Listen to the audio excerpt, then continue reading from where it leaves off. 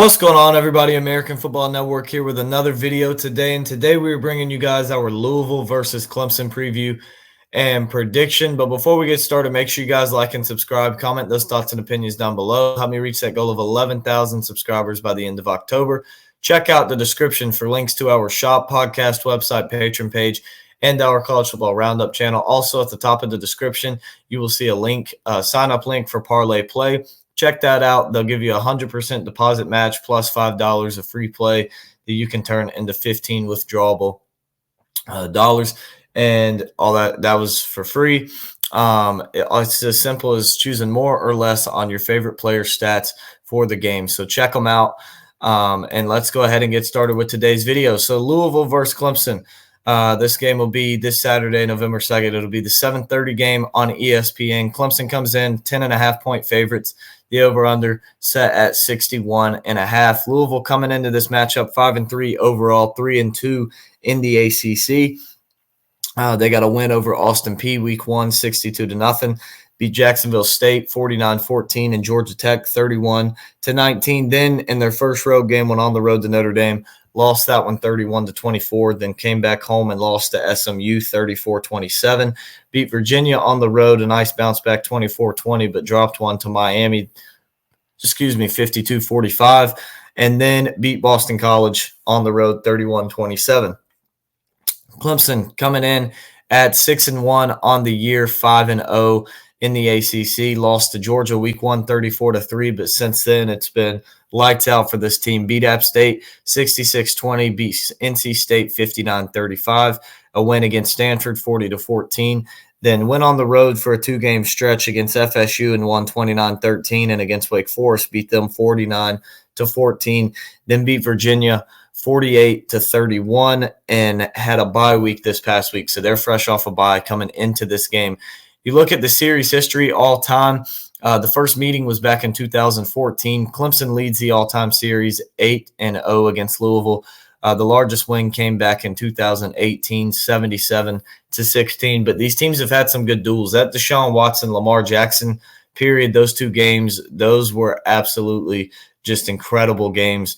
That Clemson played against them in 16, and then I guess it was Kelly Bryant in 17 against Lamar Jackson. But Clemson's 4-0 all-time against Louisville in Death Valley as well. Let's run through the stat leaders real quick before we get to our biggest 3 keys to the game. So you look, Tyler Shue comes in, and he's a legit NFL quarterback for Louisville. He comes in 175 of 272, 2,300 yards, 20 touchdowns to 5 interceptions. Isaac Brown, the running back, 86 carries, 649 yards, and 6 touchdowns. And Ja'Cory Brooks, the ACC's leading receiver, 44 receptions, 799 yards, and 8 touchdowns. So he's averaging a touchdown about every 100 yards. That's pretty good for a wide receiver. You look for Cade Klubnik, 146 of 219, comes in as the leading passer for the Tigers, 1,836 yards on the year for him, 20 touchdowns to just 3 interceptions. Phil Maffa coming in 105 carries, 682 yards, and 6 touchdowns. Antonio Williams, the leading receiver, 28 receptions, 393 yards, and 5 touchdowns for the Tigers on the year. So, yep, there's your stat leaders. Now a look at the biggest 3 factors for this game and keys to a Clemson win for me. Number 1 is, can the Clemson offensive line give Klubnik time to throw? Klubnik is one of the best quarterbacks in the country this year. He is, I believe, 3rd on On3's Heisman rankings behind Jeanty and maybe Cam Ward. I think Travis Hunter's 1 spot below him at 4. I think it's Cam Ward at 2. But he sits at 3rd in the rankings for the Heisman, and he's played like it. But speaking of Cam Ward, I'll admit I haven't watched a ton of Louisville football this year. I watched a little bit of the Notre Dame game.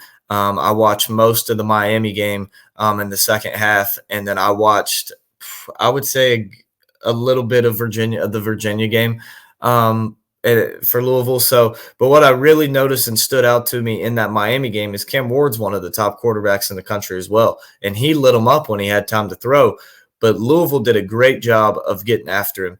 and making him feel pressure there, especially a little bit there in the second half, which would slow Miami's offense down some. Now, Miami was ultimately able to respond and still ended up winning the game, but that was something Louisville did a good job of. So that's why, for me, the number one factor is the Clemson O-line giving Klubnik time to throw. Yeah, he's one of the better quarterbacks in the country, but none of that matters if he's laying on his back, getting sacked or getting hit multiple times throughout the game. So that is something that the Clemson offensive line is going to have to do. They're going to have to give him time to throw the football. Moving on to our second key to the game for the Tigers. For me, I have that one. The defense has got to stop Ja'Cory Brooks. He comes in the leading receiver for not just Louisville, but the ACC in total, and he's up there in the national rankings as well. I haven't looked. He might lead the country in receiving. I think he's going to be behind a few guys, but he's probably in the top 10 with basically 800 yards on 44 catches. So they're going to have to stop him. Like I said, he leads the ACC in receiving. When you look at Clemson against other number one wide receivers this year, though, they've done a pretty good job against them. You look week one against Georgia, Dominic Lovett. Now, Georgia's a little bit different. Who's really the number one receiver there? They have so many, some guys been kicked off the team, been arrested. I would say Oscar Delp is probably their best weapon, but he wasn't playing that game. So Dominic Lovett had 3 catches, 33 yards, no touchdowns. You flip the page to NC State, Casey Concepcion, 5 catches, 40 yards, no touchdowns. Alec Imanner, 4 catches, 50 yards, and a touchdown for Stanford. And then Malachi Fields in Clemson's most recent game, he kind of lit him up a little bit. His stat line looks okay, 3 catches, 65 yards, and a touchdown. But he had that big catch and touchdown on the second string. So for the most part, Clemson's done a good job of shutting down the number one receivers. So if they can, obviously this will be the best one. I would say they face when you consider the quarterback play as well. Obviously, Imanner is probably the best receiver Clemson's matched up against this year. But when you factor in quarterback play, Stanford's quarterback they're not a huge passing threat as a team. But when you factor in Tyler Shoes throwing the ball to Ja'Cory Brooks, that increases his value a lot more. So you're going to have to stop him. It's going to be a tough challenge. I think they can slow him down, but I just don't see a way that you stop him. The only way I see you stopping him is going to open up a lot of opportunities for the other guys, which maybe you throw your corners out there one-on-one with the rest of them and make those guys beat you. I wouldn't be against that as long as, they're not actually beating us, then you want to switch it up. But I think that'd be a good way of going about it for the Tigers. My third key to the game is get Phil Mafah going early. We saw how dangerous Miami was against this Louisville team when they had Martinez able to run the football, and he had a big game for them. I think Mafah's a similar style back. I think Clemson's O-line is just as good. I think that the Tigers can get Phil Mafah going early. I would expect a 100-yard game out of him. I'm thinking at least 75, 80 yards on the ground for Mafah on like 20 carries. I would expect him to get. And if you can get him going early in the game, help open up that pass rush, help open up that pass game, and help eliminate some of that pass rush from Louisville instead of them just pinning their ears back coming after Klubnik. I think that's when you can really start to beat them. And hopefully for this game, Bryant Wesco will be back for the Tigers. As we saw, he missed, let's see, what was it? I think the Florida State game. Or got injured in that one.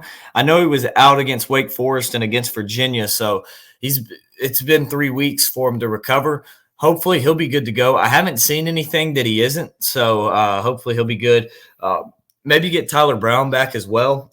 He's a guy he's been kind of banged up, played a little bit on and off since that App State game.